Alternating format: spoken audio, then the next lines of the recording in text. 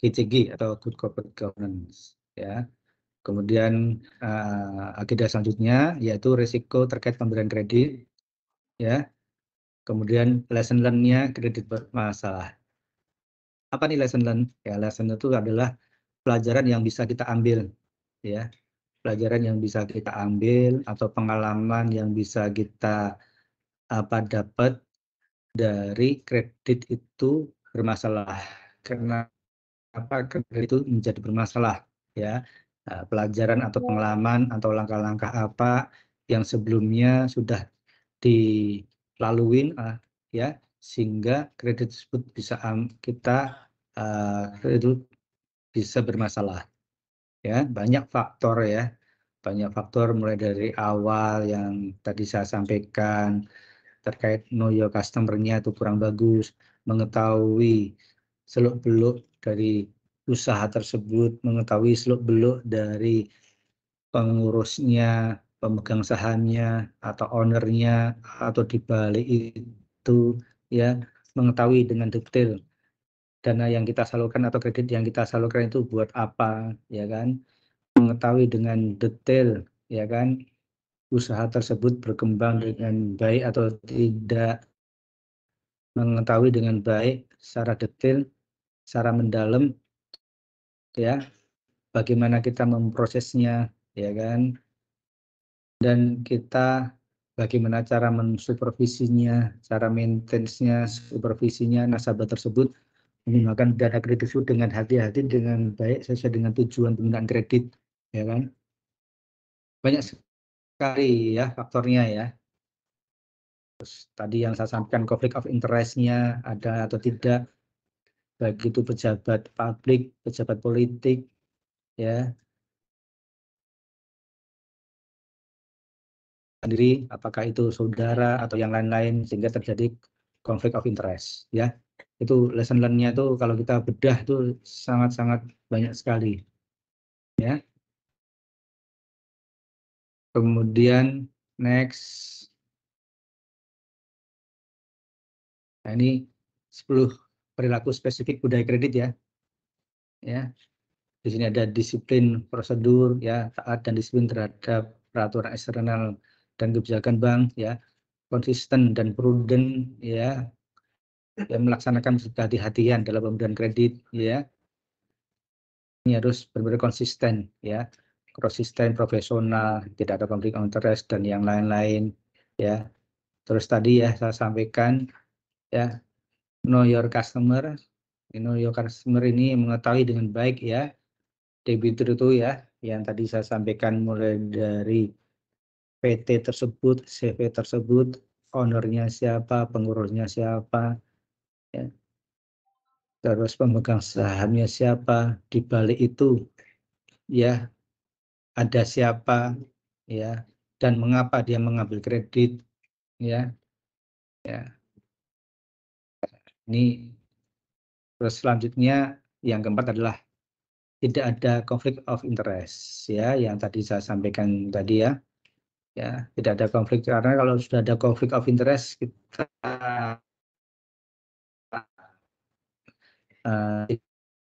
akan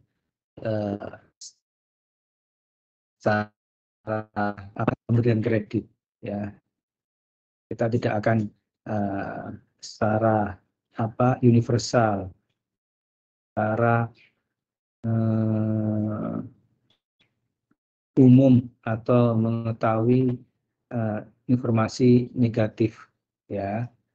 Biasanya kalau sudah ada konflik of interest, ya, informasi negatif itu sering kita lalui, bahkan kita tutup-tutupin, ya kan.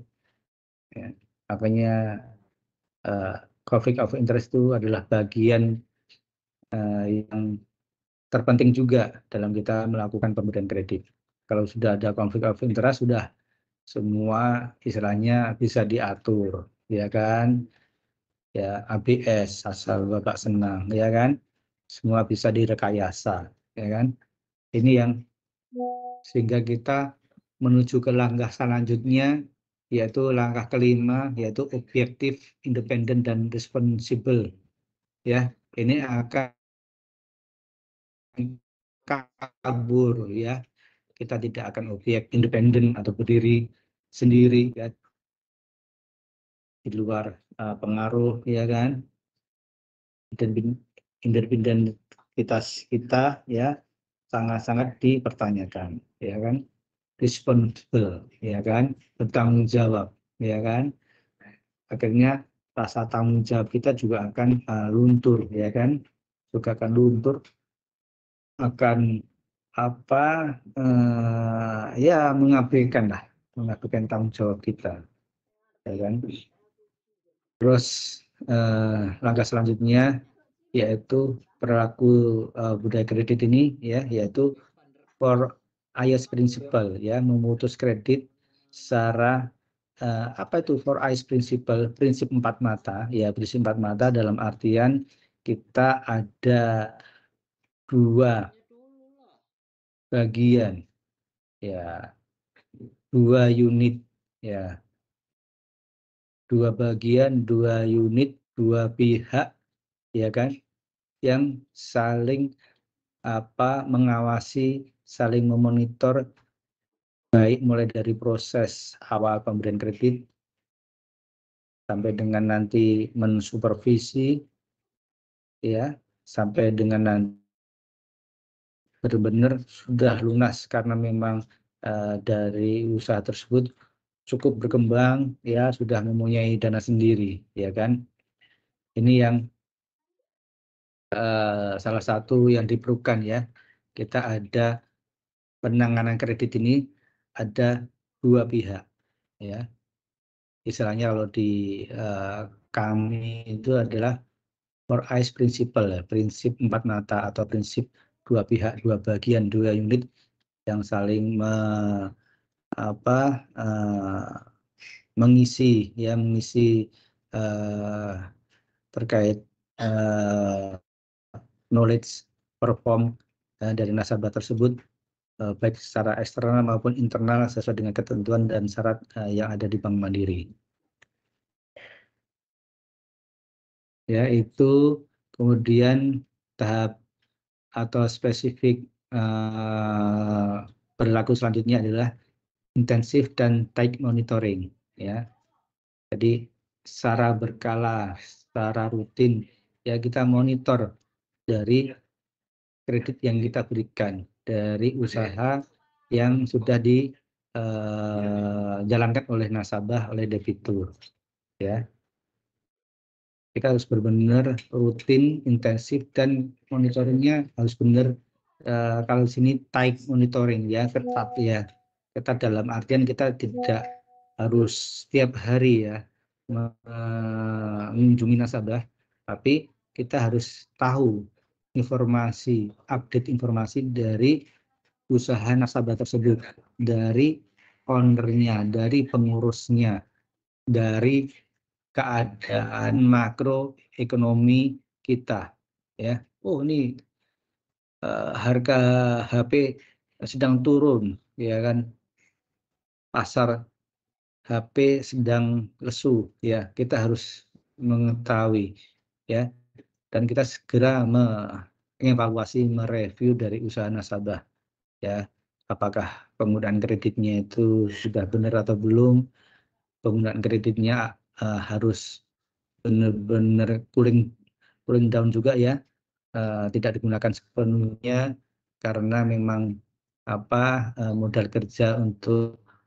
HP yang saat ini sedang turun ya, sedang slow down ya kan ya, sehingga kredit tersebut benar-benar tidak digunakan sepenuhnya, tapi ada beberapa yang dikembalikan ya, sehingga nasabah tersebut bisa dikatakan prudent ya, hati-hati dalam penggunaan modal kerja kredit ini ya. Itu yang kita katakan perilaku yang intensif ya, secara rutin berkala, dan kita monitor ya dari usaha tersebut.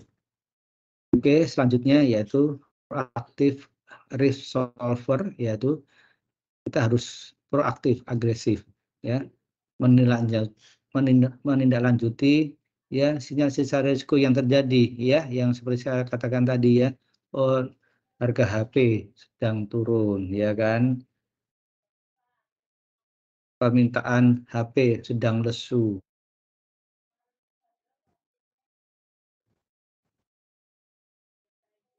Nasabah, kreditur, ya, kira-kira apa yang bisa kita bantu, dan kita memberikan saran suggest, ya, mensupervisi dari debitur tersebut, ya. Jadi seakan-akan kalau kita itu sebagai dokter, ya, dokter dokter pribadi, tapi kita secara umum, ya, dokter pribadi, ya, secara umum, ya. Kenapa kita dokter pribadi, ya, istilahnya spesialis, ya, kita spesialisnya di sini harus multispesialis, ya, multispesialis. Kita harus mengetahui, ya, seluk-beluk semua usaha. Kalau bagian kredit seperti itu, ya, HP sedang turun, harga semen sedang naik, ya kan, besi seperti apa, kemudian keadaan global makro seperti perang Ukraina, ya, yang menyebabkan permintaan, keadaan ekonomi sedang lesu, kemudian COVID kemarin yang barusan terjadi seperti apa, itu diperlukan, ya, kita view, ya, view knowledge, ya, seperti itu, supaya penanganan kita ke nasabah, ke debitur benar-benar kita bisa suggest, ya, sarankan, ya, advice ke nasabah, ya. Jadi seperti ini, ya, Pak, saya kasih advice seperti ini, ya, Bapak harus melakukan slow down juga, ya, terkait perkembangan ekonomi yang kurang bagus, ya kan, ya, Bapak harus lebih simpan dana-dana yang liquid, ya, tidak semua dijadikan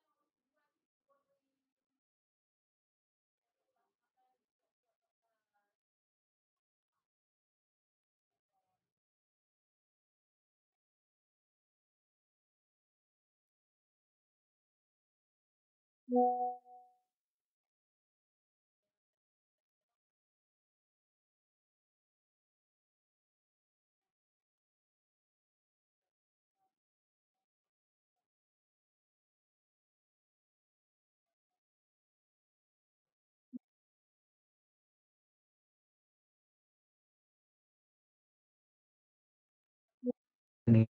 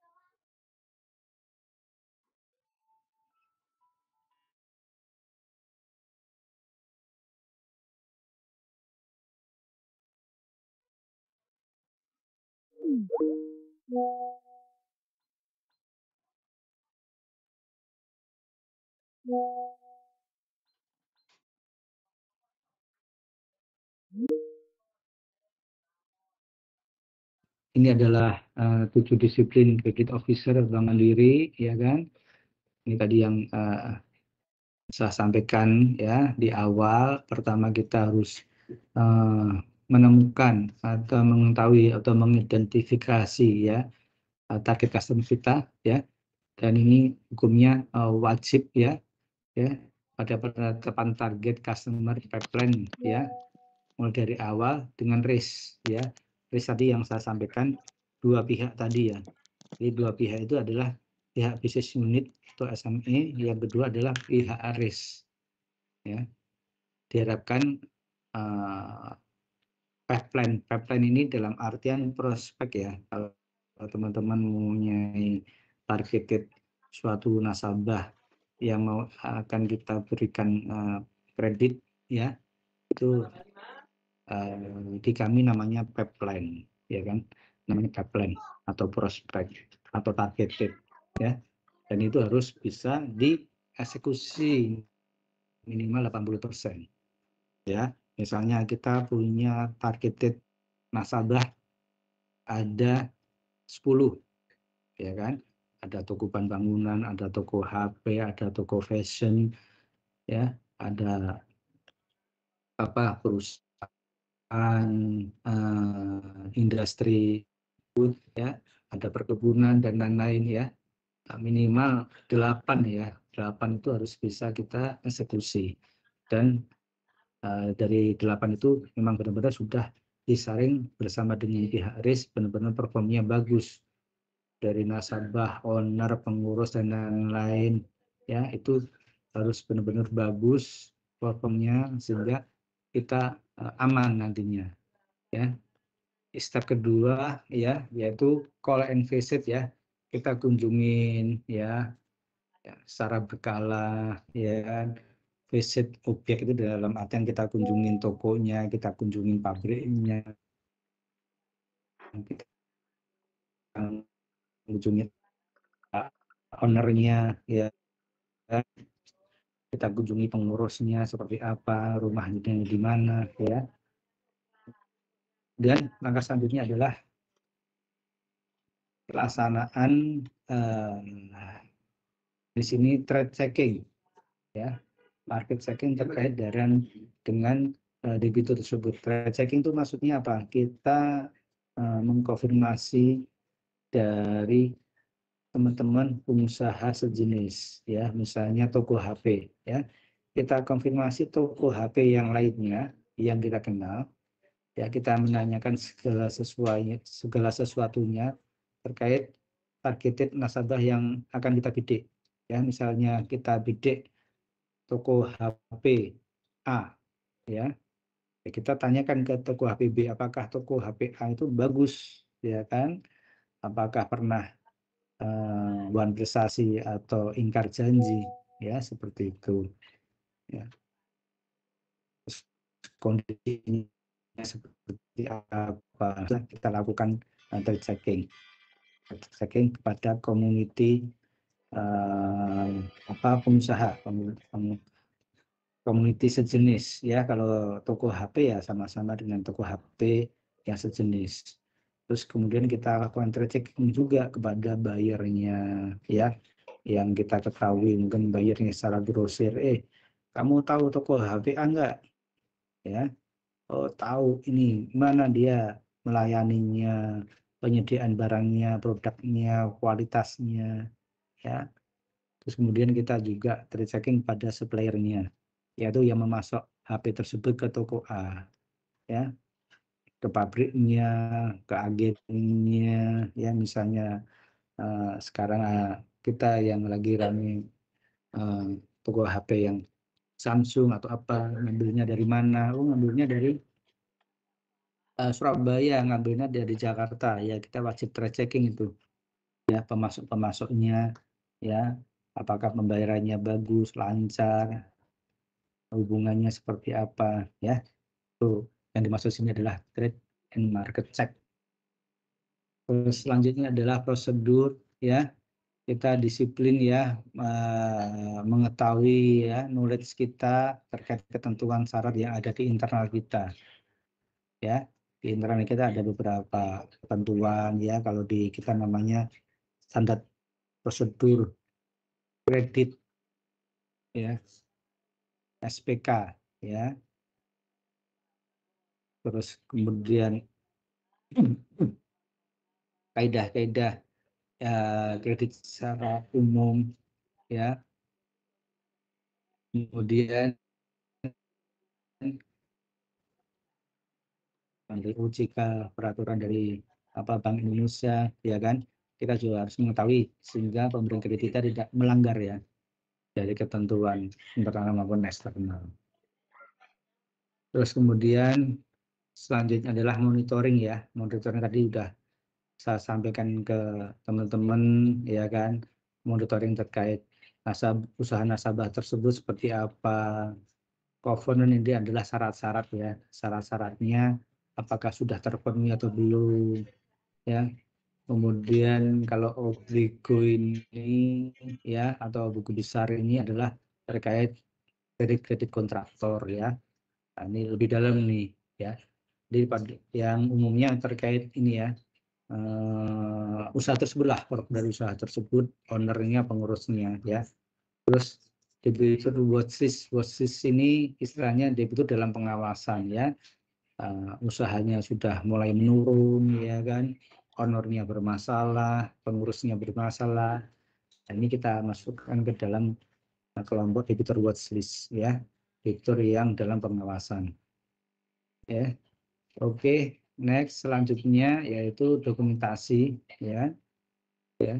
Dokumentasi perkreditan ini banyak sekali ya, terkait dengan dokumen yang saya sampaikan tadi, nota analisa kreditnya sudah diserahkan ke bagian admin kredit atau belum yang asli, terus kemudian sertifikat atau jaminan agunan dan lain-lain ya, agunannya sudah disimpan dengan rapi, sudah diserahkan ke bagian admin kredit atau belum, ada BST atau tidak ya, sudah tersimpan dengan rapi, dengan aman di lemari yang tahan api ya kan, seperti itu ya. Terus dokumentasi terkait kegiatan usaha ya. Nah, ini itulah dokumentasi ya. Jadi istilahnya hitam di atas putihnya itu tersusun dengan baik ya, tersusun dengan rapi ya, sehingga kalau ada permasalahan hukum dan lain-lain kita sudah ada semuanya, maupun dokumen-dokumen yang dari nasabah seperti sertifikat ya, atau mungkin teman-teman tahu BPKB ya, seperti itu ya, harus benar-benar disimpan dengan baik ya,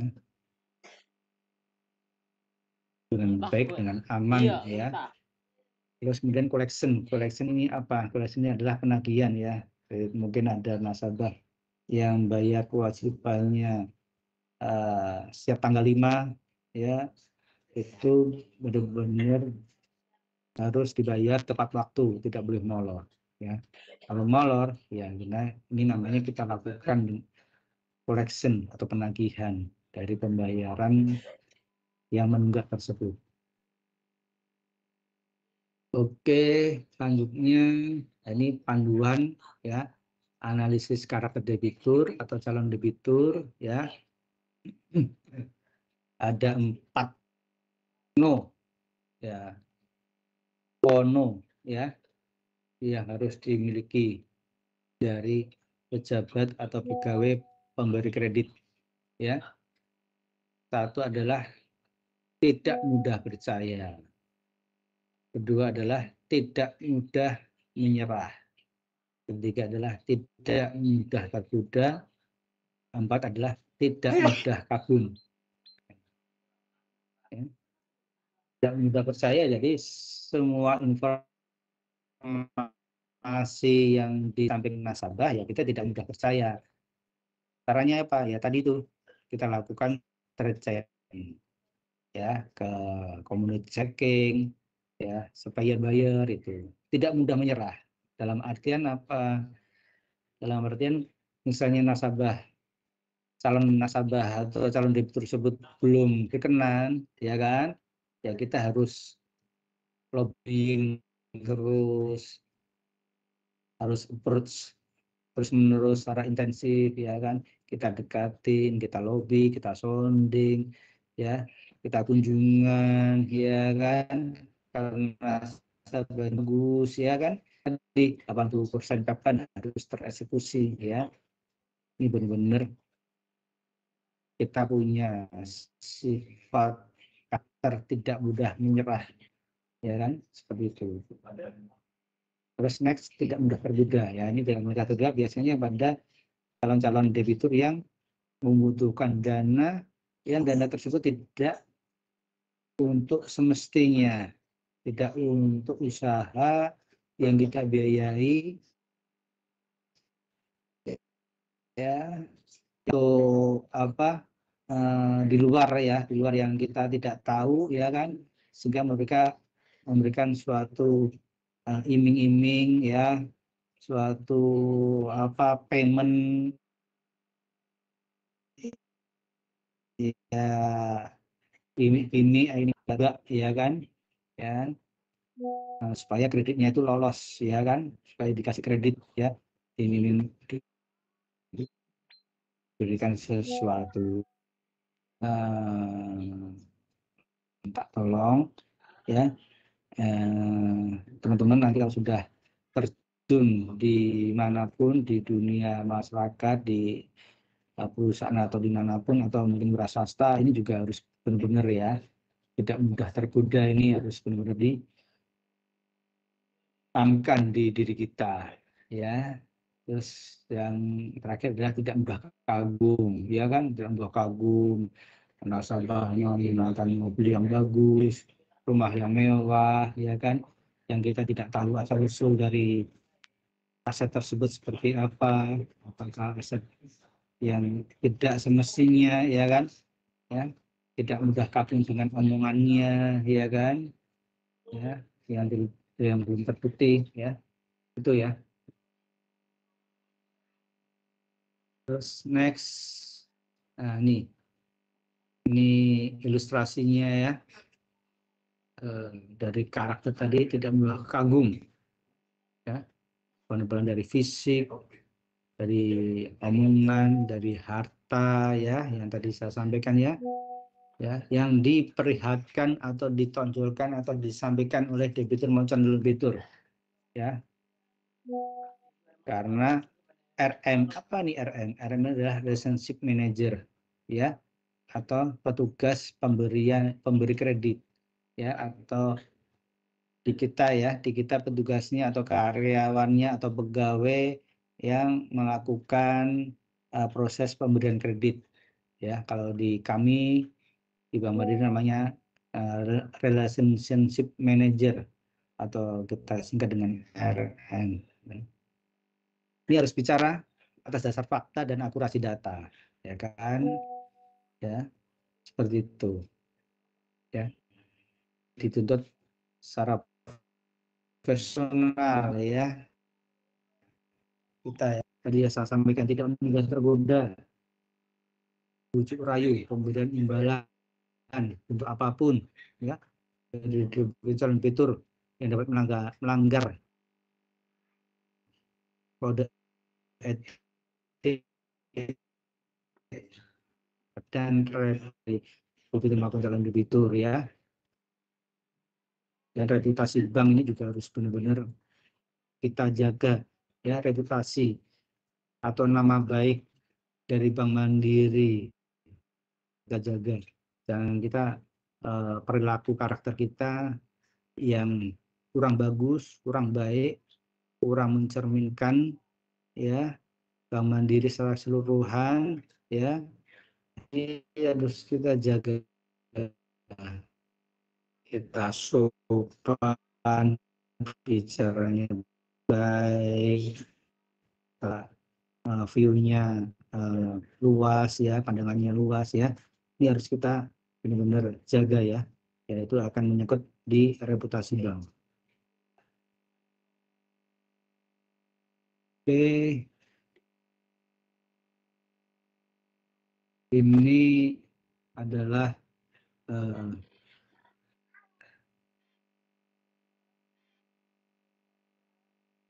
hierarki ketentuan kreditan ya. Ya, pertama kita di dasar adalah SPK ya, standar prosedur kredit, dan manual produk. Manual produk itu apa? Manual produk adalah produk kredit ya, ketentuan peraturan terkait dengan produk kredit tertentu, ya kan? Seperti misalnya kredit modal kerja, kredit investasi, ya, kredit KPBA, kredit kontraktor ya, dan lain-lain yang lebih luas lagi ya. Ini masing-masing jenis kreditnya ya diatur di namanya manual produk ya. Jadi yang mengatur secara spesifik ya terkait produk-produk kredit ya. Kalau SPK ini adalah standar proses pelaksanaan pemberian kredit ya secara umum ya kan. Terus kebijakan kredit ya, di sini berisi filosofi doktrin kreditan, prinsip dasar ya, acuan bagi semua ketentuan kreditan ya. Terus kita mengurucut lagi terkait kebijakan yang mengatur hal-hal menjadi pedoman bagi pejabat dan pegawai dalam menjalankan manajemen resiko individual bank secara terintegrasi dengan perusahaan anak ya. Ini produk kebijakan kredit secara lebih spesifik.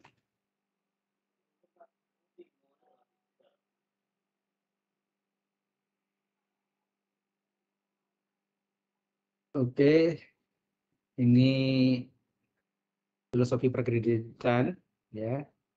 Hal-hal mendasar yang perlu diperhatikan dalam pemberian kredit ya. Pertama, resiko diantisipasi dan dikontrol ya, jangan sampai tidak berimbang ya, sehingga resiko di kemudian hari akan kita dapatkan ya. Kita harus benar-benar bisa memanage resiko ini seperti apa ya. Terus hal mendasar selanjutnya dalam pemberian kredit yaitu sesuai kebutuhan debitur ya. Nasabah debitur butuh apa? Butuh pembiayaan kredit seperti apa? Kredit untuk bangun, kredit untuk modal kerja toko HP-nya atau toko kelontong atau toko bahan bangunannya ya. Sifat kreditnya seperti apa ya, kita harus benar-benar mengetahui ya kebutuhan dari nasabah kita yang akan kita biayai.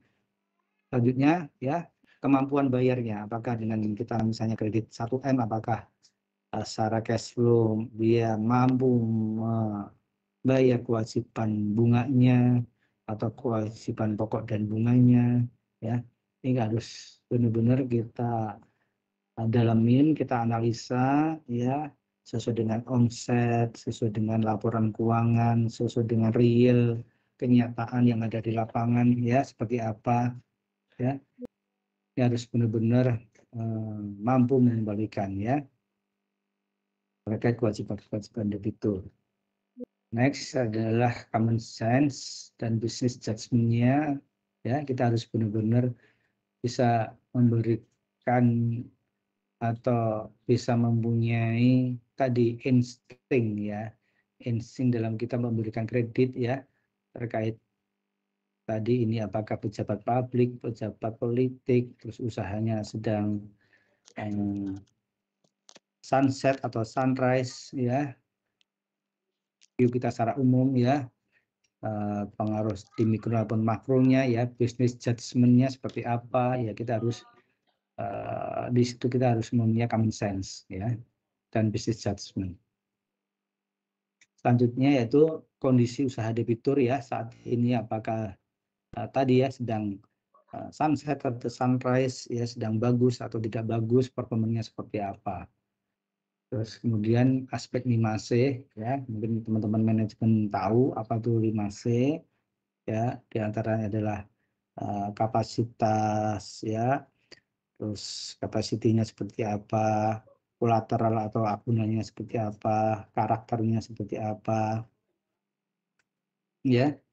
Ini teman-teman harus tahu nih, nanti teman-teman pelajarin tuh buku manajemen ya terkait 5 sini ya, capacity, collateral, ya, karakter, ya. Ini condition of economy, ya kan. Nah, ini harus teman-teman harus tahu nih ya dasar-dasar itu ya. Terus selanjutnya adalah memperhatikan SLA ini, yaitu standar proses pemberian kredit ya. Dalam hal ini ya kita harus tahu nih SLA prosesnya itu berapa hari, terus analisanya berapa hari ya, terus secara keseluruhan berapa hari ya. Kredit itu diputus dari mulai awal ya, collecting data sampai dengan pemberian kredit cair ya. Itu masing-masing mempunyai timeline waktu ya kan.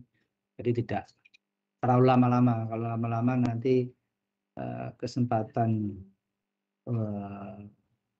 bisnisnya sudah hilang ya. Jadi ada momen ya, ada momen di mana nasabah atau debitur membutuhkan suatu fasilitas tambahan modal kerja. Kalau kesempatan itu momennya udah hilang ya, tidak akan memberikan keuntungan lagi bagi nasabah ya.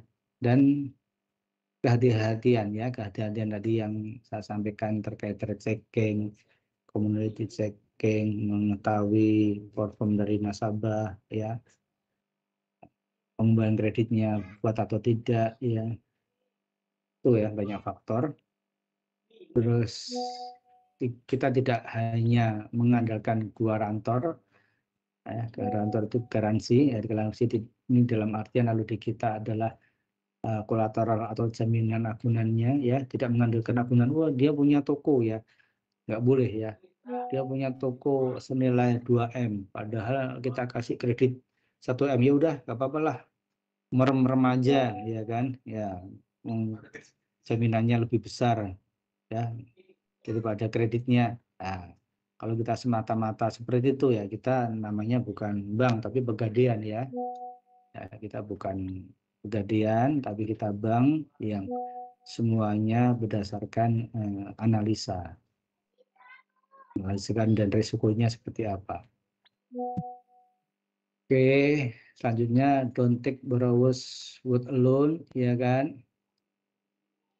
Jadi tidak hanya mengambil ya ucapan itu dari satu pihak aja ya kan.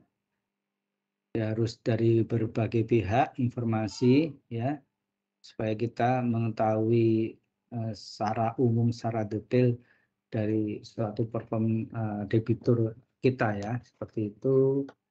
Terus kemudian hal mendasar lainnya adalah kita harus bisa menganalisa keuangan ya, salah satu key poinnya ya.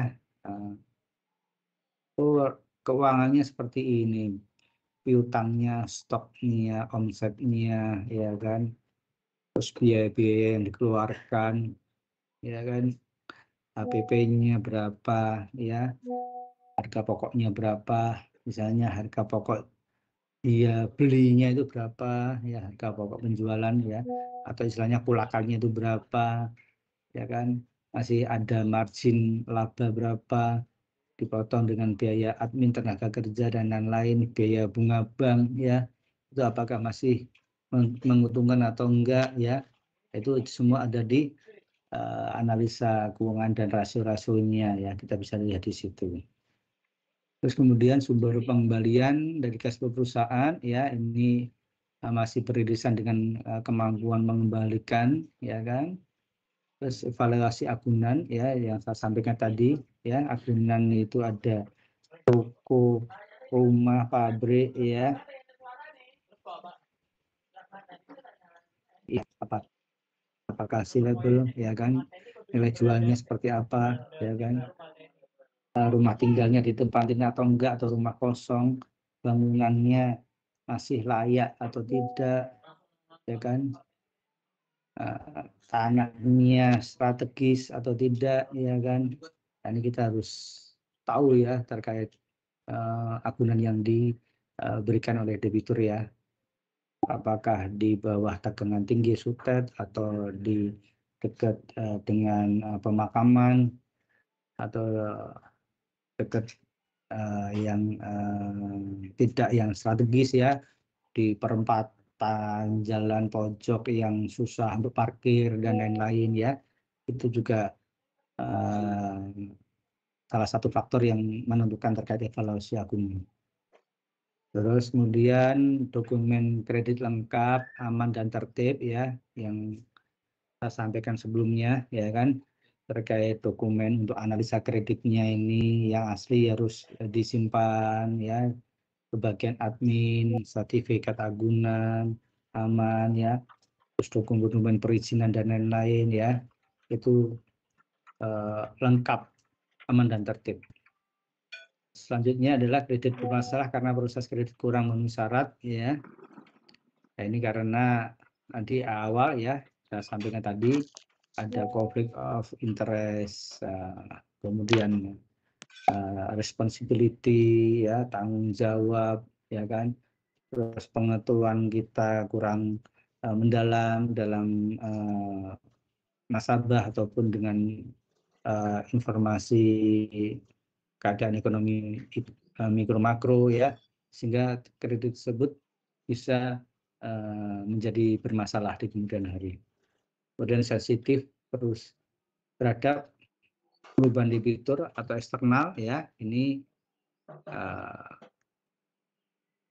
debitur itu melakukan perubahan apa dalam usahanya ya, itu dari sisi usaha. Terus dari sisi karakter, apakah mereka hidupnya berubah jadi konsumtif ya, membeli barang-barang yang tersier ya, mobil mewah, rumah mewah ini ya, bukan untuk menunjang usaha. Kita juga harus mengetahui juga ya seperti itu. Dan kemudian eksternal dari kondisi makro ya. Terus kemudian tanggap terhadap EWS solusi yang terbaik dan terbaik. Apa itu EWS ya? EWS itu early warning system ya, sistem pengamanan ya untuk yang di awal ya, early warning system ya.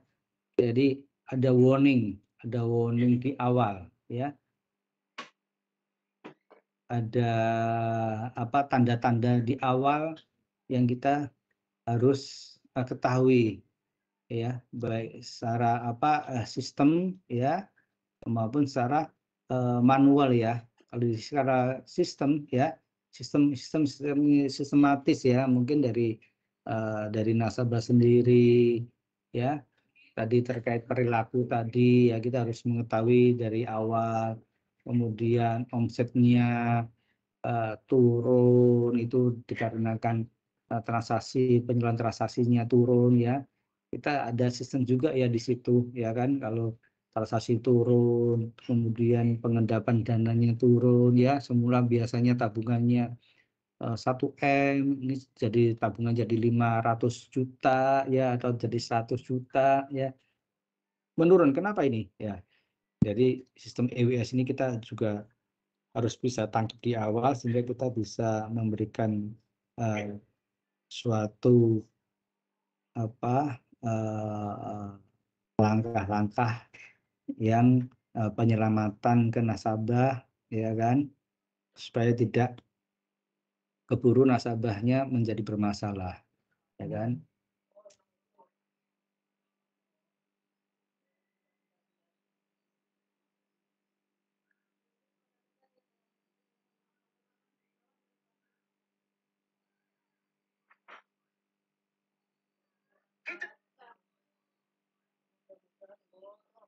Apa? KP kan bawa panggil Bu Haji. Wong. Ki beneran haji. Cara tahu haji apa ora piye?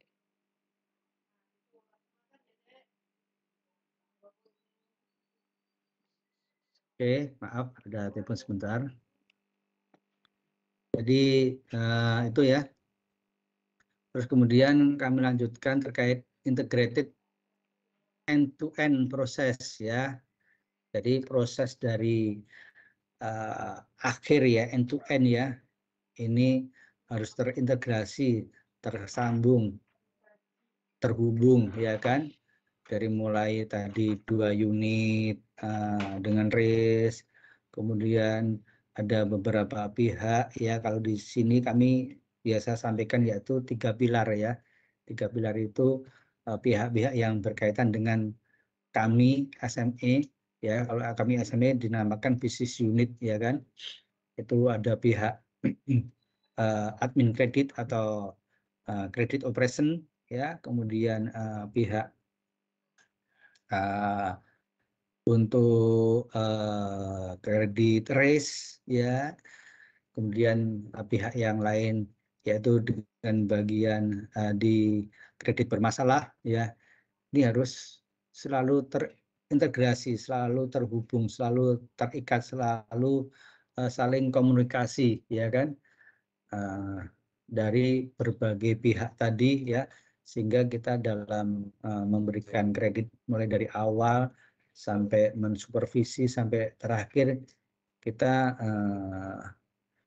on the track ya, on the track ya. Pertama ya supaya kredit tersebut tidak bermasalah. Kalau bermasalah pun ya kita selalu terintegrasi dengan bagian kredit yang bermasalah ya, supaya kredit tersebut bisa cepat lunas atau bisa mengembalikan dari fasilitas kredit yang telah kita berikan. Ya, ini maksudnya integrated end-to-end proses ya, selalu terintegrasi. Terus common credit language ya. Jadi bahasa common sense, common creditnya ini kan kita juga harus kuasai ya kan, bahasa kreditnya seperti apa ya kan. Kalau kita membicarakan suatu kredit berbeda dengan bahasa dengan funding ya atau penempatan dana ya. Kita memberikan kredit ya harus tadi kita knowledge-nya dibekalin dengan pengetahuan internal dan eksternal, sehingga kita cara menyampaikan ke nasabah pun dengan dasar-dasar filosofi kredit dan disesuaikan dengan kemampuan atau kebiasaan dari suatu nasabah ya. Kalau nasabahnya sudah knowledge-nya tinggi ya, berpendidikan dengan baik ya kan, ya kita dengan bahasa-bahasa bisnis ya, bahasa-bahasa internasional mungkin mereka masih bisa nangkap ya. Tapi kalau kita hadapin nasabah atau debitur yang pendidikannya sedang ya kan, ya kita sampaikan dengan bahasa mereka bisa terima dan bisa memahami, bisa mengetahui, bisa tahu apa yang kita maksud ya, seperti itu ya. Sini maksudnya common credit language ya. Kita sesuaikanlah ya, sesuai dengan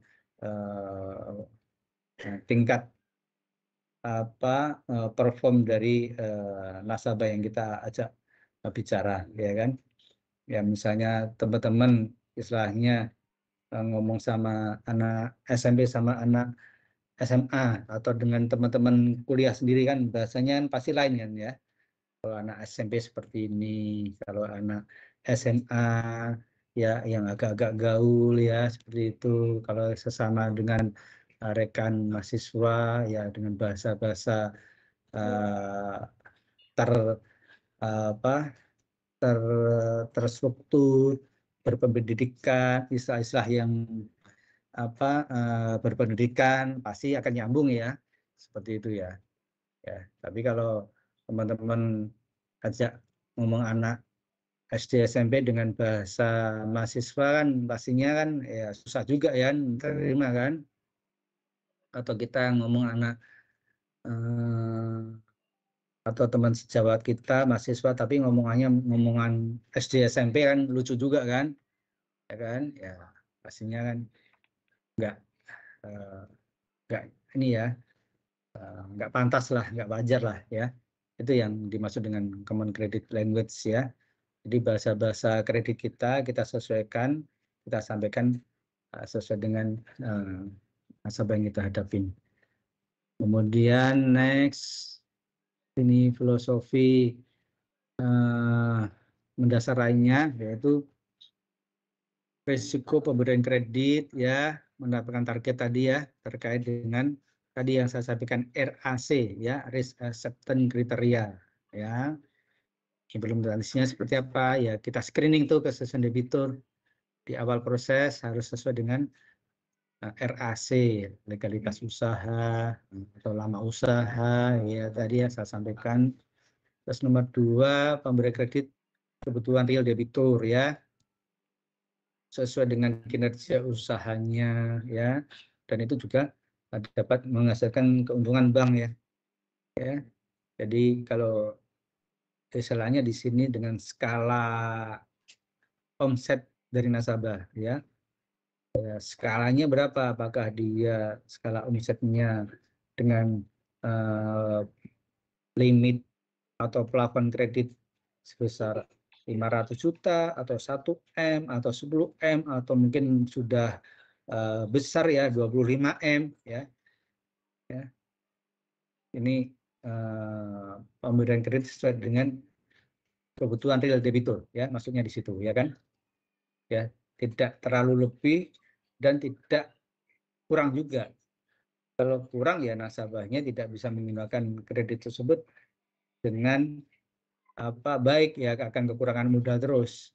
Tapi kalau terlalu lebih ya dikhawatirkan kredit tersebut untuk hal-hal yang di luar yang kita biayai ya, seperti itu.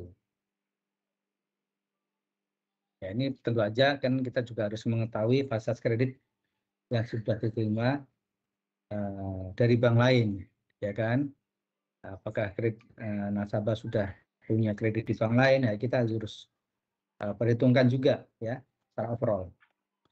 Terus yang ketiga, kredit harus dapat dikembalikan ya, kemampuan bayar tadi ya, kemampuan bayar ini harus kita hitung ya, terkait skala atau size-nya dari suatu usaha debitur ya, dengan pengaruh kondisi mikro makro tadi yang saya sampaikan ya. Nah, di sini disebutkan kan menganalisa kondisi makroekonomi ya kan, usaha industri debitur termasuk industri hulu debitur. Nah, ini kan yang saya sampaikan tadi, apakah dari kondisi mikro makro ini memengaruhi ya dari usaha debitur. Dan dalam rangka kreditnya bisa dikembalikan, ya kan, baik pengembalian secara bunga saja, ya kewajiban bunga ataupun kewajiban pokok dan bunga. Tapi secara keseluruhan kewajiban pokoknya kalau debitur sudah tidak membutuhkan ya harus lunas. Jadi kewajiban pokoknya harus lunas. Ya, seperti itu. Terus keempat, tidak sepenuhnya atas petunjuk pelaksanaan kredit. Ya. Tadi ya saya sampaikan ya.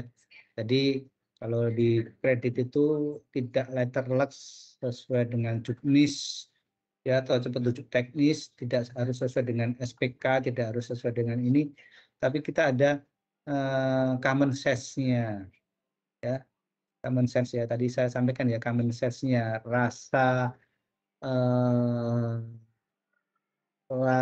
sensitivitas kita ya kan terkait usaha dari nasabah tersebut, dan judgement ya, kebijakan yang baik ya kan, ini kita kasih kredit seperti apa sih, dari mulai jenis kredit, sifat kredit, cara pengembalian ya kan, kita harus mempunyai intuisi ya, harus mempunyai intuisi dari suatu usaha debitur ya kan, ya insting atau intuisi kita harus jalan ya. Jadi situ diperlukan suatu pengalaman, suatu knowledge, ya harus tadi kita harus multi spesialis, ya harus mengetahui semua jenis usaha, semua jenis produk yang kita biayai, ya misalnya toko bahan bangunan, ya kita harus tahu, ya paling nggak secara umum harga semen, harga besi, harga bahan bangunan lain, harga cat, ya terus kondisinya seperti apa, ya kan? Ya, ini knowledge seperti itu kita harus tahu. Seperti toko HP yang lagi in sekarang apa, terus HP yang tidak laku apa, ya kita jangan sampai membiayai produk HP yang tidak laku. Ya kalau dulu misalnya kalau masih zaman saya dulu HP Nokia, ya kan, ya produknya Nokia ya kita tidak akan biayai, ya kan. Ya, Nokia sudah HP usang, ya, atau mungkin model-model HP walaupun itu Samsung tapi model HP-nya yang sudah lama-lama, ya pastinya akan tidak laku, ya. Ya kita harus mengetahui itu yang dijual nasabah itu HP-HP yang tidak laku, ya, atau produk-produk yang sudah tidak keluar, perputarannya lambat sehingga mereka bisa misalnya pulaan lagi yang HP-HP baru, ya kan.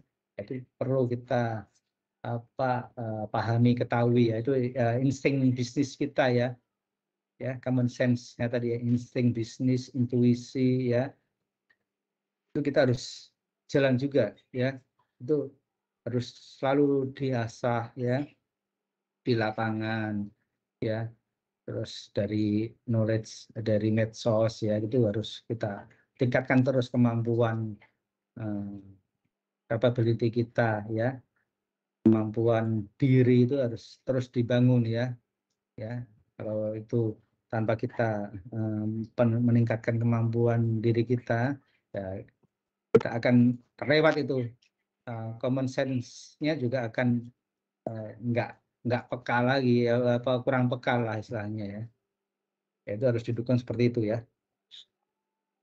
Oke, next, ya tidak cukup hanya informasi dari manajemen perusahaan. Nah ini kan jadi kunjungan ke lokasi tokonya, community checking sesama pengusaha sejenis, trade checking ke supplier buyernya, ya kan.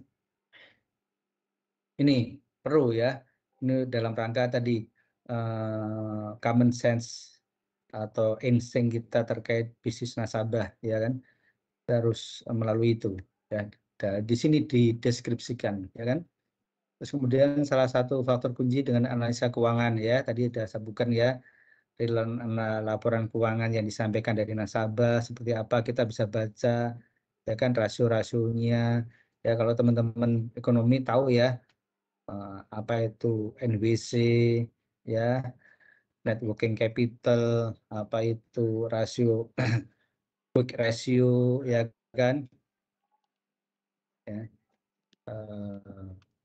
apa itu rasio kan dibagi jadi 3, ya, dari profitabilitas, ya terus kemudian dari kemampuan bayar, ya kan, juga harus teman-teman mengetahui, ya seperti apa, ya kan, ya di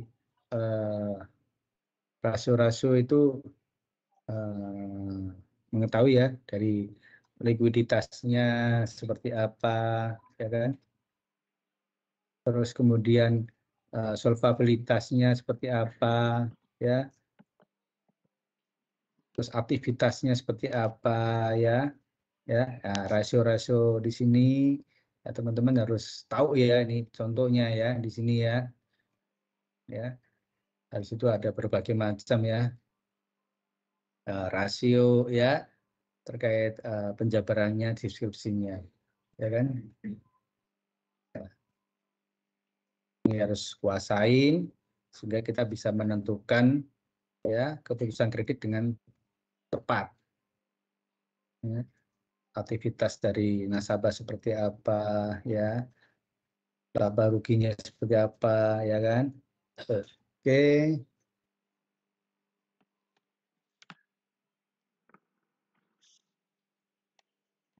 Terus kemudian agunan bukan first way out dalam pembelian kredit. Tadi sudah sampaikan ya, jadi agunan toko itu bukan menjadi salah satu penentu pemberian kredit, ya kan? Misalnya agunan 2M, udah kasih 1M aja deh. Nggak boleh seperti itu ya. Kita harus menentukan seluruh aspek tadi ya. Apakah ini eligible atau wajar kita berikan ya dengan kemampuan bayar dan lain-lain ya. Nah, itu harus kita perhitungkan secara overall ya. Dan terkait dengan proyeksi ke depannya seperti apa ya kan, proyeksi ke depannya, proyeksi cash flow debitur, repayment capacity-nya bagus atau enggak ya, seperti itu. Kemudian evaluasi agunan ya, tadi saya sampaikan agunan itu marketable atau tidak, sellable enggak, strategis tidak, ya kan. Terus kemudian dari aspek yuridisnya, apakah agunan ini atas nama siapa, tidak ada permasalahan di kemudian hari, permasalahan hukum, apakah agunan ini sedang dalam sengketa atau tidak, ya misalnya ada rumah warisan ya yang masih dalam sengketa, atau rumah atau kantor yang dalam sengketa dari berbagai pihak ya, kita harus mengetahui ini ya kan, ya kita harus mengetahui baik secara formal melalui BPN ya, Badan Pertanahan Nasional ya, kalau misalnya itu asetnya berupa Punya aset Olin. eh, tanah bangunan ya, atau misalnya itu kendaraan bermotor, kita harus mengetahui dari kepolisian ya, maupun informasi informal ya kan, informasi informal itu nantinya akan bermasalah asetnya tersebut ya kan, seperti itu ya. Ya tentu aja pastinya terkait yuridis, non yuridis, sama terkait agunan marketable dan strategis tadi ya. Oke.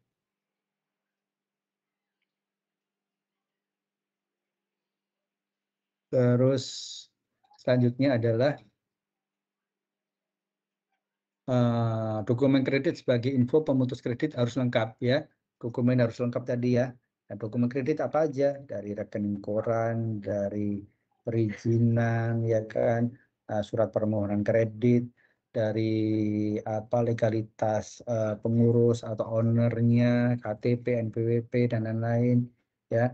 Misalnya itu kita industri yang membutuhkan izin khusus ya, izin AMDAL ya, izin lingkungan, pencemaran lingkungan dan lain-lain, kita juga harus lengkap ya, sehingga kita memutus kredit itu benar-benar aman, Makan tidak Olin. bermasalah di kemudian hari ya, Olin.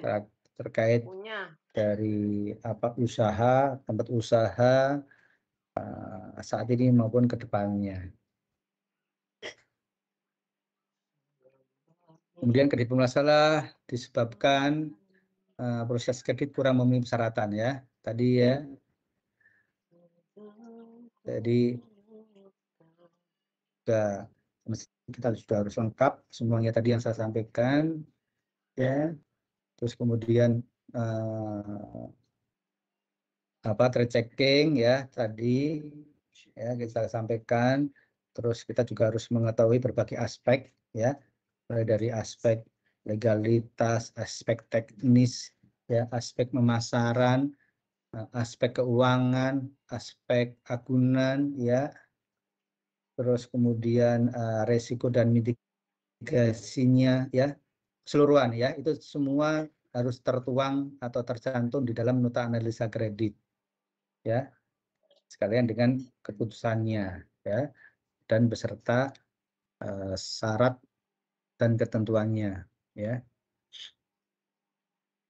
Dan ini tidak meraih debitur tidak melakukan trade checking karena debitur tidak pernah memberikan data supply bayaran ini kan.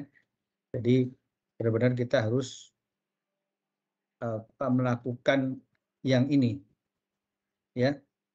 Jadi kontranya informasi dari Bank Indonesia, BI ya, ID BI debitur ya. Terus kita harus lakukan tes supplier bayarnya tadi ya. Oke, kita harus lakukan ini ya. Tidak boleh tidak melakukan. Terus kemudian pejabat kredit sensitif terhadap perubahan ya.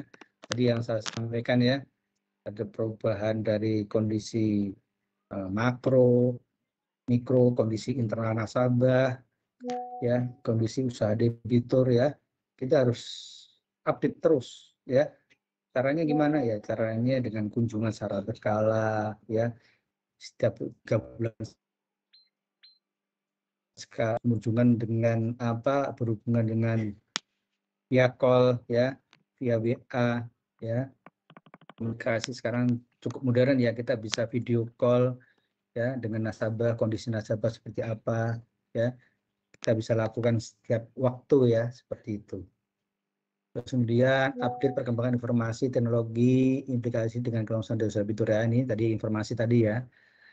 Informasi dan teknologi ya, kita manfaatkan semaksimal mungkin. Terus ini early warning signal ya, dari bisnis debitur ya. Tadi ini kita sudah sampaikan tadi ya, internal maupun eksternal ya. Ya, penyelamatan yang tepat ya terkait kondisi mikro makronya, gaya hidup, usaha debitur ya, kita harus bisa tangkap di awal. Dan kita bisa merumuskan bukan strateginya seperti apa ya. Terus next, proses kredit harus terintegrasi end to end tadi ya, sudah saya sampaikan berhubungan dengan berbagai pihak ya. Kita harus selalu berhubungan ya terkait mulai dari inisiasi, evaluasi, approval atau persetujuan ya, monitoring dan penjualan kreditnya. Oke, kemudian yang terakhir istilah standar kredit ya, kebijakan ketentuan ya harus konsisten kita terapkan ya dalam menyusun nota analisa kredit yang saya sampaikan tadi ya, ada berbagai aspek. Ini prinsip kehati-hatian ya, mulai dari pertama yaitu for eyes principle dari berbagai pihak ya, kita selalu terus prinsip konsolidasi exposure ini adalah kita mengetahui kredit nasabah tersebut sudah mempunyai kredit di bank mana aja, kredit apa saja, dan grup usahanya ya, maksudnya seperti itu. Terus yang C, one obligor ya, ini hampir sama ya dengan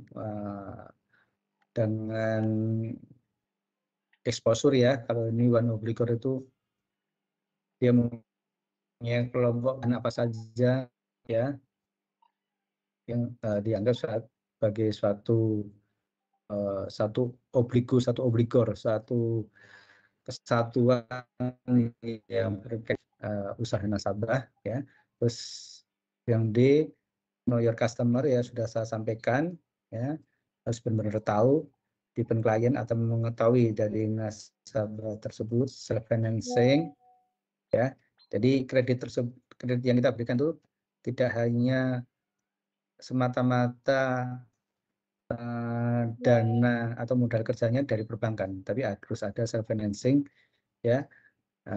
Kalau di ketentuan adalah 30% ya, seperti itu. Jadi misalnya orang berusaha butuh modal 100 rupiah ya, 30 rupiahnya harus dari dia sendiri, yang 70 rupiah kita modalin ya, maksudnya seperti itu. Dan ini terkait dengan faktor resiko juga ya, kita analisa faktor resiko ya, bisa 30%, bisa 40%, bisa 50% ya, ini. Prinsip penetapan kualitas aset produktif ya, ini maksudnya terkait dengan apa, perform dari nasabah ya kan, nasabahnya kualitas produktifnya bagus ya sesuai dengan ketentuan regulator dalam hal ini OJK, Bank Indonesia ataupun internal bank. Kelola yang baik, tata kelola perusahaan yang baik, cara kerja, pengambilan keputusan, institusi dari suatu perusahaan ya, misalnya tata kelola perusahaan yang baik ya, transparansi. Pertama transparansi ya, harus secara transparan informasi ya yang disampaikan oleh debitur ya, tidak ada yang ditutup-tutupin ya, accountability ya, jadi saling bertanggung jawab ya, dari pejabat pemberi kredit maupun dari pihak debitur ya, saling bertanggung jawab terkait informasi yang diberikan, maupun kita secara proses harus juga bertanggung jawab ya terkait apa cara prosesnya secara profesional dan lain-lain tadi, sehingga dari pemberi tidak dirugikan. Fairness ya, jadi mengutamakan kewajaran kesetaraan dalam bekerja ya. Ini baik dengan nasabah maupun dengan berbagai pihak internal yang ada di Bank Mandiri ya. Terus kemudian responsibility ya, tadi bertanggung jawab terkait memahami aturan internal eksternal ya, tanggung jawab ke nasabah, ke pihak internal kita ya kan, semua informasi yang kita berikan ataupun yang kita dapat ya. Terus independen ya dalam pengambil keputusan, kita tidak diintervensi oleh pihak lain ya terkait dengan konflik of interest ya seperti tadi ya. Terus tidak ada pihak-pihak yang memaksa ya, ada empat no tadi ya, kita tidak harus benar-benar kuat itu ya, terus berlaku independen. Nah, ini melangkah contoh yang tepat ya sebagai penerimaan prinsip GCG ya, ini contoh-contohnya aja. Ini pemberi kredit harus semangat memasukkan bangsa sesuai tagline BUMN ya, BUMN kan tagline-nya murka negeri. Tanggung jawab yang jelas masing-masing dari ya, Bank senantiasa memperhatikan kepentingan seluruh stakeholder agar asas kesetaraan dan kewajaran ya, menuangkan data secara valid dan nota analisa kredit, pertimbangan keputusan kredit yang akurat, mendapat judgement yang kuat dan mudah kagum, harus sesuai dengan ketentuan yang berlaku ya. Ini sudah kita bahas secara detail ya di awal tadi. Terus ini masih terkait dengan GCG ya kan, pengendalian gratifikasi ya, pemberian dari pihak lain secara cuma-cuma dalam bentuk apapun, dimanapun tempatnya, dengan sarana apapun ya, berhubungan dengan jabatannya dan berlawanan dengan kewajiban atau tugasnya, atau mungkin biasa disebut suap ya. Sanksi hukumnya ada eksternal, internal, dan kemudian sanksinya ya.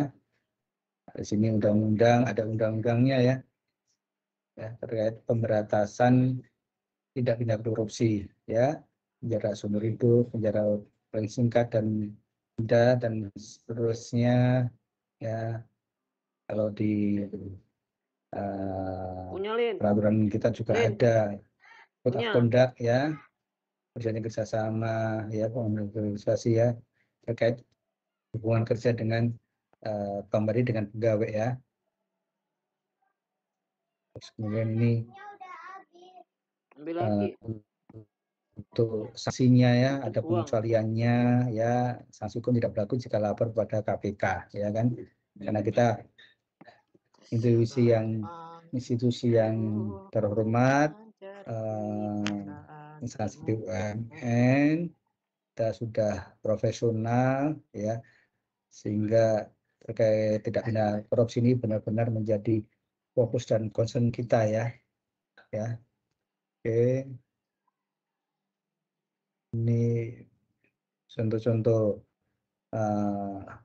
terkait pengendalian gratifikasi. Ya. Ini dan next ke resiko terkait pemberian kredit. Ya, resikonya apa? Ya, pemberian kredit salah satu kegiatan utama bank ya yang terkandung resiko di dalamnya ya.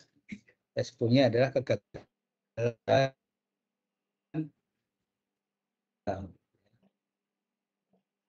Kalau sini resiko pasar ya, perubahan secara keseluruhan dan kondisi pasar ya tadi saya sebutkan ya, kondisi makro mikro ya, terus likuiditas ya, ada risiko likuiditas ya, dapat ketidakmampuan bank untuk memenuhi kewajiban yang jatuh tempo ya. Nah, kalau di kami likuiditasnya likuiditas debitur ya, debitur itu lebih enggak bisa mengembalikan dana-dana likuidnya masih tersimpan dengan baik enggak ya, sehingga bisa mengendalikan kewajiban bank ya kan, resiko hukum. Kalau di kami ya resiko hukum yang terkait dengan hukum yang melibatkan debitur ya tadi apakah debitur ada tindak pidana korupsi untuk pengurusnya, kemudian perform dari PT-nya, CV-nya itu terlibat masalah hukum atau tidak, terus terkait agunan tadi ya, apakah masih ada sengketa atau tidak ya, itu ya kalau terkait resiko hukum di debitur ya. Terus operasional ya, resiko operasional ini tidak cukupan atau tidak berfungsinya proses internal, kesalahan manusia, gagasan sistem ya, adanya kejadian ekstern mengenai operasional. Kalau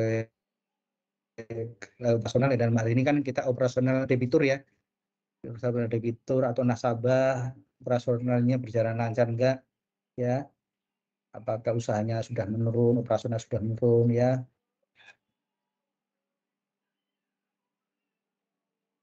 Ya, reputasi ya, kalau reputasi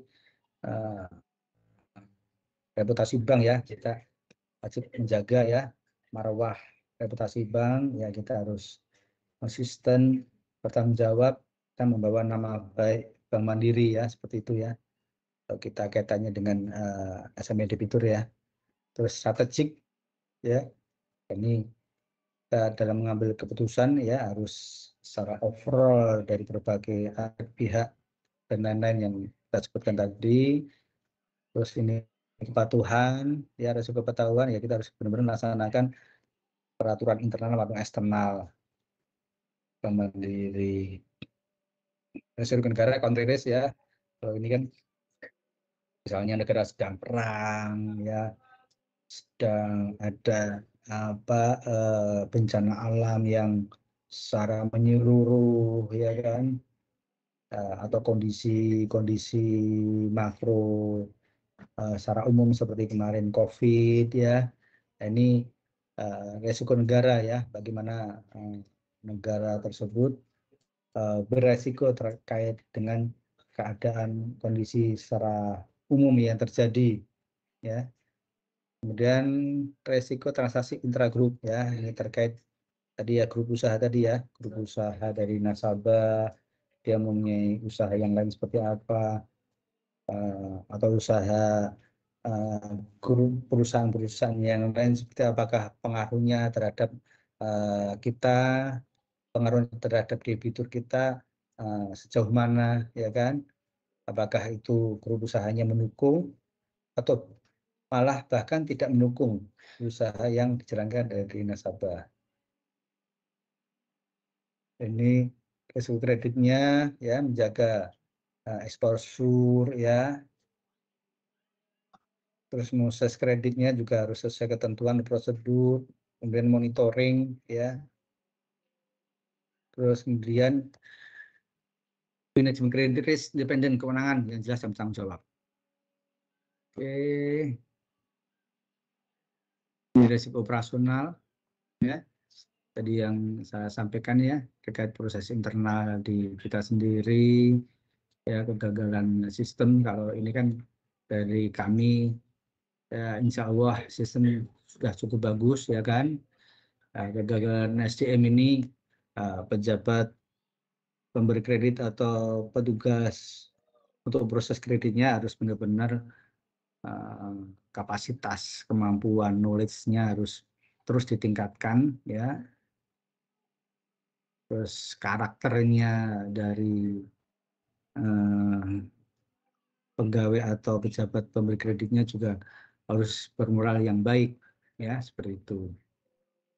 Kegagalan eksternal ya terkait untuk resiko operasional ya yang saya sampaikan tadi ya, terkait bencana alam, kerusuhan, terorisme, kebakaran perampokan, terus ya, wabah ya, kondisi apa perang dan lain-lain ya, itu resiko operasional secara eksternal.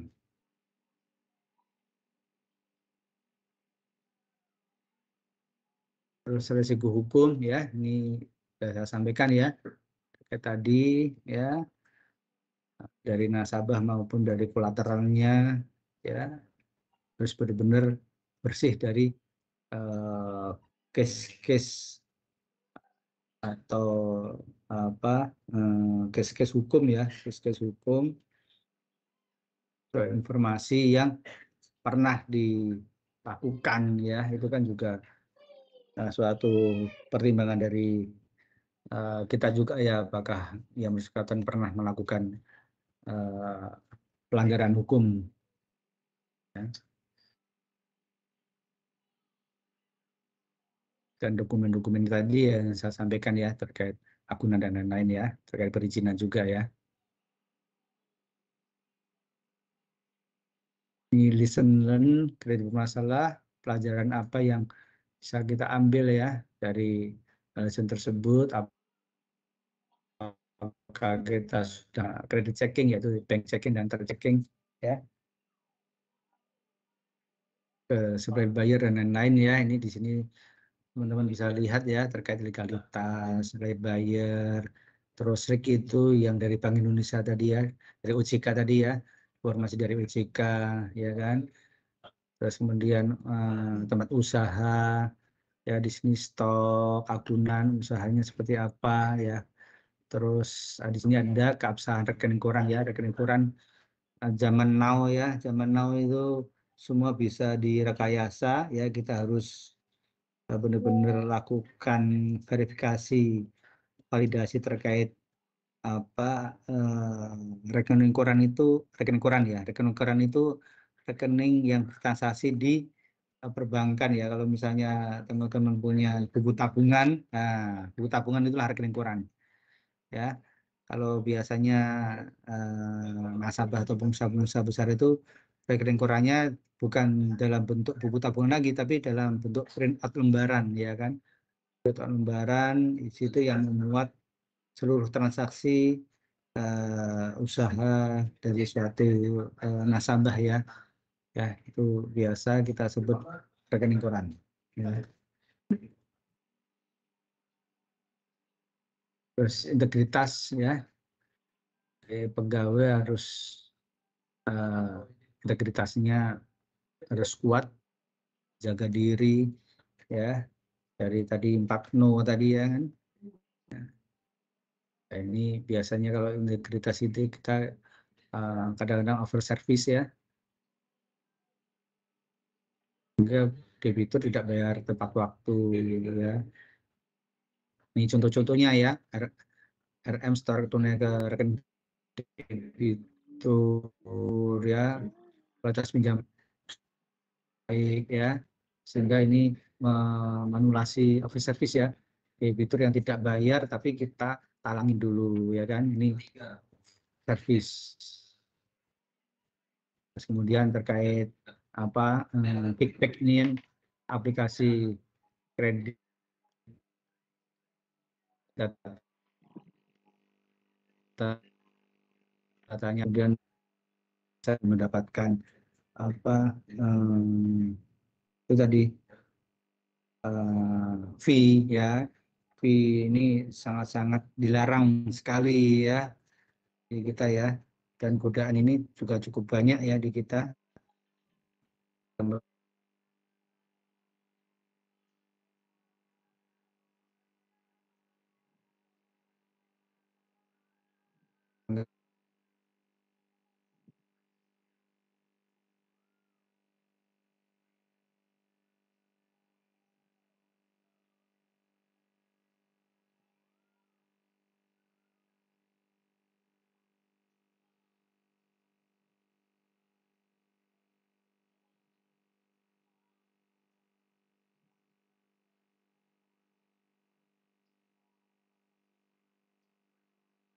Tim.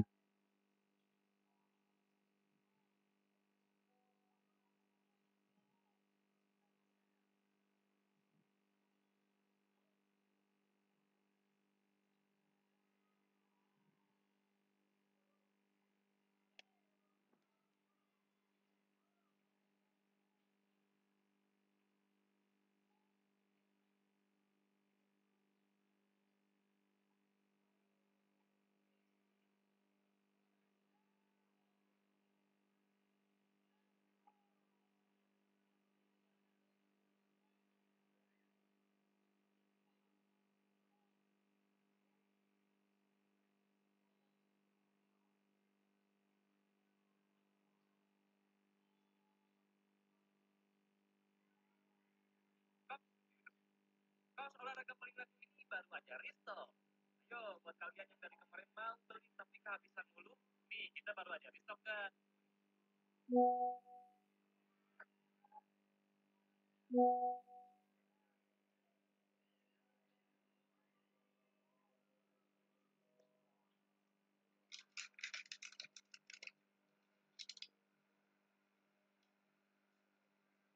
Pada rambut setengah kering, baca setelah keramas.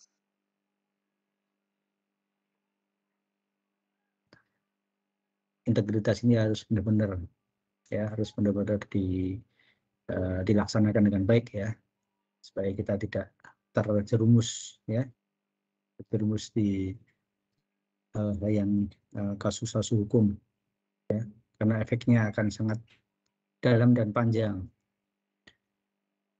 Dan jadi contohnya manipulasi data ya, terus akuntan ya,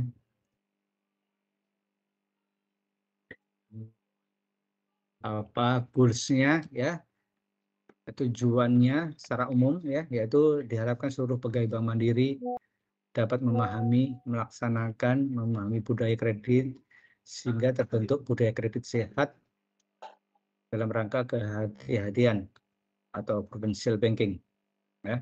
Goalsnya secara overall adalah di sini ya kan, dan teman-teman bisa apa memahamilah apa yang saya sampaikan tadi ya, ya sehingga apa bisa terjun di dunia masyarakat dengan baik, baik nanti mau bergabung dengan Bank Mandiri ataupun perusahaan lain atau mungkin wira swasta mandiri ya, seperti itu. Itu yang bisa apa saya sampaikan. Mungkin ada pertanyaan, ada kurang paham, baik secara umum maupun secara detail. Kalau bisa saya jawab sekarang. Kalau belum bisa nanti akan saya jawab kemudian. Mungkin saya sampaikan by WA atau mungkin secara ini saya sampaikan ke bagian MUG. Ya, ini kenapa background saya bernuansa space ya, luar angkasa ya, karena Bank Mandiri sekarang melesat menuju angkasa ya. Jadi kita punya apa tagline ya, punya tagline Bank Mandiri ini sudah menuju ke ini ke angsa yang unlimited, ya, unlimited di Bank Mandiri ya, kita ngesap ke angsa ya, itu yang mungkin kaitannya sama background saya ya. Oke, itu mungkin teman-teman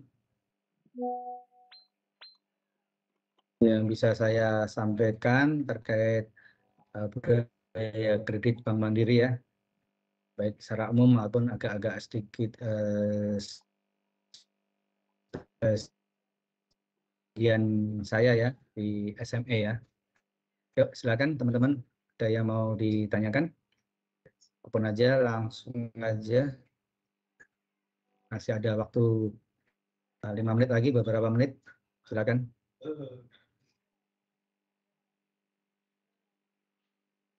Mohon maaf Pak, izin bertanya Pak. Iya, silakan. Ya, perkenalkan Pak, saya Dimas dari Universitas Brawijaya. Saya mau nanya Ya. Pak, tadi kan katanya Bapak faktor keuangan itu kan penting, salah satu faktor yang sangat penting gitu ya dalam penyaluran kredit, kayak khususnya SME. Tapi saya mau tanya Pak, kan kalau misal SME itu mungkin dari namanya ya Pak, kan small medium, itu ada case-case-nya nggak sih Pak, kayak perusahaannya itu belum ada laporan keuangannya, atau sudah ada tapi tidak diaudit. Nah, itu tuh biasanya bank itu meresponnya itu gimana, Pak? Supaya tahu keabsahan kondisi keuangan dari perusahaannya itu, Pak. Oke, bagus sekali Mas Dimas. Ya, jadi kredit SME adalah small medium enterprise ya. Jadi di mana usaha suatu calon debitur atau nasabah ini masih ada berbagai kategori atau berbagai level ya. Kalau di kami memang masih campur ya levelnya, tingkat ketertiban terkait laporan keuangan ya, ini masih campur dalam artian dari berbagai segmen, mulai dari segmen yang plafonnya 500 juta sampai dengan 25 M ya. Tentunya berbagai kalangan pengusaha ya, pengusaha bisa dikatakan pengusaha kecil ya, tapi kecilnya di sini kalau kami kategorikan menengah ya. Kalau kecil kan di sini kalau sesuai dengan Bank Indonesia itu adalah kecil dan mikro ya. Tapi kita bukan mikro. Kecil dalam artian di sini limit kredit 500 juta pun bisa kita biayai ya. Dengan kondisi plafon 500 juta, kondisi perusahaan atau usaha tersebut terkait laporannya belum tertib ya, belum ada laporan audited ya kan, belum ada laporan audited, laporan keuangannya masih belum dibuat ya, banyak yang belum dibuat karena memang seperti toko kelontong, toko-toko bahan bangunan ya kan, mungkin teman-teman mengetahui ya toko bahan bangunan yang sedang tidak seperti S Hardware, Mitra atau Depo Bangunan itu kan udah settle, udah mapan ya. Itu laporan keuangannya sudah tertib ya, sudah audited semua pastinya. Tapi yang kita biayai adalah toko bahan bangunan. Mungkin kalau teman-teman pulang ke rumah atau perjalanan ada yang toko bangunan ya di pinggir-pinggir jalan itu kan hampir sebagian besar laporan keuangannya belum dibuat ya kan, masih mengandalkan secara manual dapat uang berapa terus buat beli ke supplier apa. Nah, itu untuk laporan keuangannya kita bantu Mas ya, laporan keuangannya kita bantu dengan cara kita pertama interview ya, interview terkait omset penjualannya, ya kan? Terkait itu kan omset penjualannya, tentu aja kita juga harus tahu ya produk-produk yang dijual itu seperti apa, sehingga saat nasabah menyampaikan apa omsetnya, ya kita tahu apakah itu bohong atau tidak ya, seperti itu ya.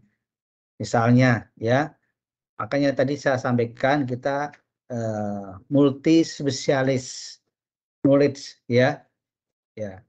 Kita datang ke toko bahan bangunan, kita harus paling tidak tahu harga semen itu berapa, harga besi berapa, harga cat berapa, harga pernak-pernik yang ada di toko bahan bangunan itu berapa. Secara overall aja, secara standar aja. Misalnya kalau semen itu harganya 100.000, masa iya sih, ya kan? Pak, saya jual semen 100 sak, harganya 100.000. Bapak bisa kalikan sendiri berapa? Wah, itu berarti Bapak tidak benar tuh menyampaikan informasi apa terkait keuangan atau omsetnya. Nggak mungkin kan, semen harga 100.000, harga semen kan bervariatif ya, tergantung jenisnya, antara 40 sampai 60 lah, paling mahal 70 lah, paling 60.000. Nah, itu yang diperlukan kita, knowledge-nya, wawasannya harus luas ya di situ ya. Jadi kembali tadi, bagaimana nasabah yang tidak membuat laporan keuangan baik internal maupun secara audited ya. Kita pertama melalui wawancara, interview, terus kita meminta bukti-bukti penjualannya ya, bukti-bukti penjualan, nota-notanya ya di situ. Terus kita lakukan dari bukti-bukti penjualan tadi yang kita sampaikan, trade checking ya, trade checking kepada buyer-buyernya dia yang dominan, yang majority, yang top 10-nya ya, top 10-nya buyer-buyernya itu siapa aja, kita catat, kita lakukan trade checking ke buyer-buyer tersebut. Apakah benar Bapak melakukan pembelian ke toko A di sini sebesar ini ya, itu kita melakukan trade checking untuk validasi ya, memverifikasi terkait omset penjualan ya. Itu salah satunya adalah interview. Kedua, kita minta nota-nota bukti penjualannya, kita minta daftar stoknya ya, kita minta daftar piutangnya ya kan. Terus next kita lakukan trade checking tadi ya, kita lakukan trade checking. Dan yang lebih penting lagi, kalau nasabah tersebut sudah bankable. Apa itu bankable? Nasabah tersebut sudah melakukan transaksi usaha melalui perbankan ya, misalnya bayarnya melakukan pembelian lewat QRIS, lewat transfer, itu lebih mudah divalidasi dalam rangka menentukan omset ya, dalam rangka menentukan omset penjualan. Terus kita juga harus mengetahui harga pokok penjualannya ya. Ini kita contohkan untuk nasabah yang belum memiliki laporan keuangan yang tertib ya Mas ya. Jadi seperti itu ya, bagaimana caranya kita bisa mendapatkan laporan keuangan dari nasabah ya. Kita bantu tadi, kita bantu menyusun laporan keuangan dari hasil interview, interview ke trade checking supplier buyer, nota-nota, kemudian rekening koran di perbankan ya, seperti itu. Nah, terus kita juga harus mengetahui secara umum bahwa usaha bahan bangunan itu ya, secara umum ya, secara standar laporan keuangannya itu seperti apa ya. Misalnya ya, HPP-nya atau harga pokok penjualannya atau kulakannya itu berapa persen. Misalnya penjualannya 1 juta, ya kan? Dia kulakannya ya dari penjualan itu berapa? Misalnya 900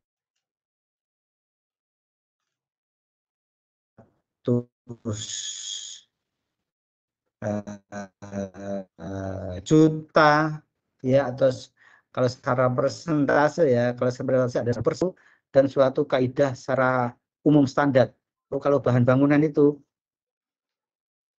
ya HPP-nya itu sekian persen, ya itu dibutuhkan suatu pengalaman ya dan adjustment ya. Kalau bahan bangunan itu nggak mungkin dia dapat laba yang margin laba yang besar-besar ya, misalnya 50% kulakannya nggak mungkin ya kan, ya mentok 90% lah itu sudah bagus ya, harga kulakannya 90% sudah bagus. Terus nanti kita interview terkait tenaga kerja itu dalam rangka untuk biaya umum dan administrasi ya. Kalau Mas dari bagian ekonomi ya manajemen tahu ya biaya administrasi dan umum berapa ya kan. Terus nanti terkait dengan hutang bank atau biaya bank, ya biaya banknya itu apakah dia sudah mempunyai fasilitas kredit di bank lain atau tidak atau belum, atau fasilitas konsumtif kalau itu kredit perorangan, nah, seperti itu. Terus dari aset-asetnya kita susun biaya penyusutannya ya, sehingga kita bisa mendapatkan net marginnya, net profitnya berapa. Nah, di situ kita lakukan bantuan dalam menyusun laporan keuangan. Laporan keuangan raja, rugi laba, cash flow, ya kan, seperti itu. Itu mungkin Mas Dimas yang perlu ya secara umum ya kita bisa lakukan bantuan dalam menyusun laporan keuangan. Tapi kalau laporan keuangan audited, itu kita istilahnya laporan keuangan sudah tersajikan, cuman kita hanya perlu memverifikasi dan memvalidasi apakah benar-benar omsetnya benar-benar misalnya 1 M ya kan. Nah, kita mintakan nota-nota penjualan maupun transaksi yang diperbankan ya kan, HPP-nya wajar atau tidak ya kan, karena kan juga bisa terjadi audited tapi abal-abal ya, jadi nasabah bayar ke akuntan dengan bayaran tertentu supaya laporan keuangannya jadi bagus ya, jadi bagus, rasio-rasionya bagus. Nah itu kita juga perlu memverifikasi dan memvalidasi. Itu mungkin Mas Dimas. Mungkin bisa menjawab. Baik Pak, terima kasih Pak, sangat menjawab.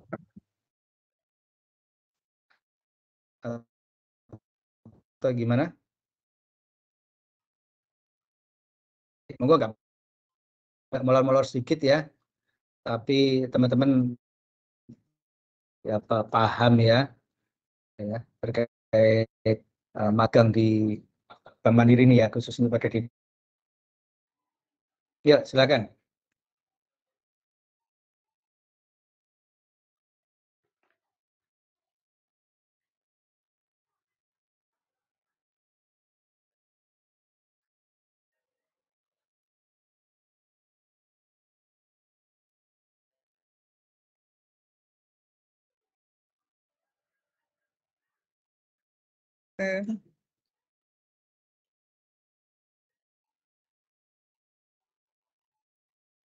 Halo, Mas Dimas.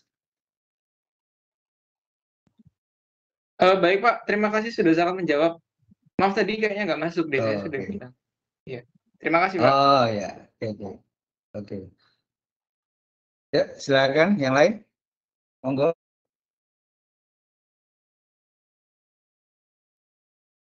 Atau dari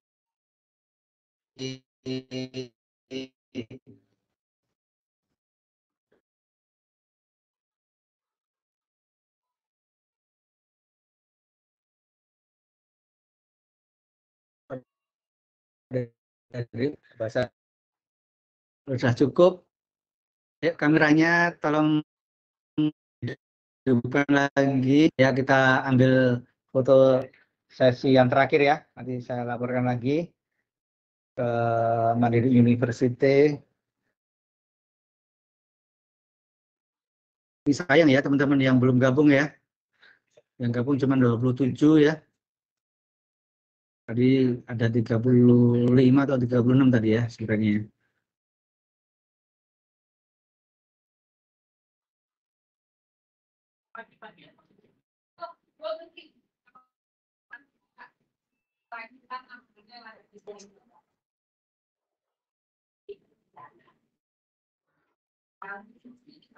Iya. Halo. Ya. Oke deh.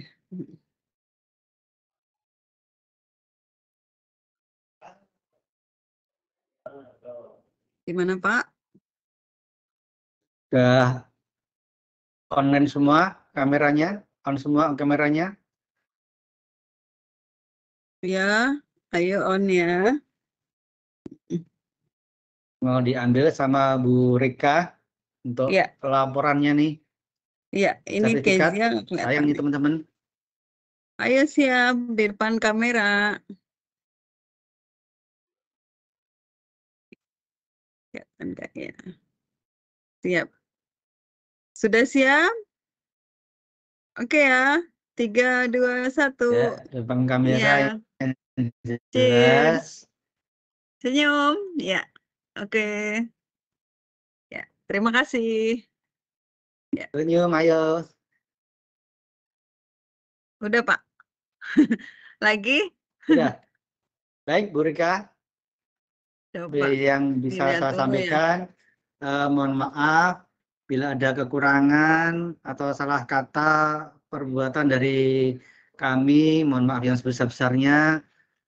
Semoga yang saya sampaikan bisa bermanfaat buat teman-teman semuanya, khususnya generasi penerus nih Bu ya, Ya, masih betul. muda-muda ya kan, bisa Betul, Pak. untuk sesuai teknik kita membantu memakmurkan negeri ya. Ya, terima kasih teman-teman. Dari saya lagi mohon maaf ada kekurangan dan khilaf dari saya. Terima kasih. Assalamualaikum warahmatullahi wabarakatuh. Semangat Baik, pagi. Waalaikumsalam warahmatullahi wabarakatuh. Terima kasih Pak Ilham untuk kasih, materi hari ini ya Pak. Terima kasih sudah meluangkan waktunya untuk kita semuanya. Salam sehat selalu Pak Ilham. Ya. Sampai berjumpa di Sama-sama, training Bu Rika. selanjutnya Pak Ilham ya. Ya. Baik. Terima kasih Bu Rika, teman-teman sekalian, mau undur diri.